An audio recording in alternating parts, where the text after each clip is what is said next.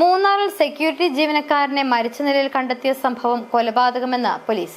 Kannimala factory division സ്വദേശി രാജപാണ്ഡിയാണ് കൊല്ലപ്പെട്ടത്.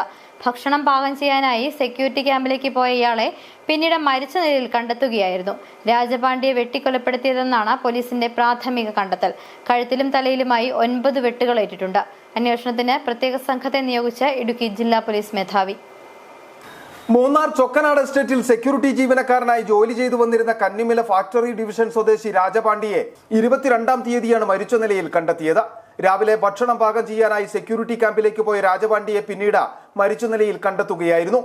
ഏറെ സമയം കഴിഞ്ഞിട്ടും ഇയാൾ തിരികെ എത്താതെ വന്നതോടെ മറ്റു സെക്യൂരിറ്റി ജീവനക്കാർ അന്വേഷിച്ചെത്തിയപ്പോഴാണ് കെട്ടിടത്തിനുള്ളിൽ രാജപാണ്ഡിയെ മരിച്ച നിലയിൽ കണ്ടെത്തിയത്. പോലീസിന്റെ പ്രാഥമിക അന്വേഷണത്തിൽ രാജപാണ്ഡിയെ ക്രൂരമായി വെട്ടിക്കൊലപ്പെടുത്തിയതാണെന്ന് ബോധ്യപ്പെട്ടു. തലയിൽ 7ഉം കഴുത്തിൽ 2ഉം വെട്ടുകളേറ്റിട്ടുണ്ടെന്നാണ് പ്രാഥമിക പോസ്റ്റ്മോർട്ടം റിപ്പോർട്ടിൽ വ്യക്തമാക്കുന്നത്.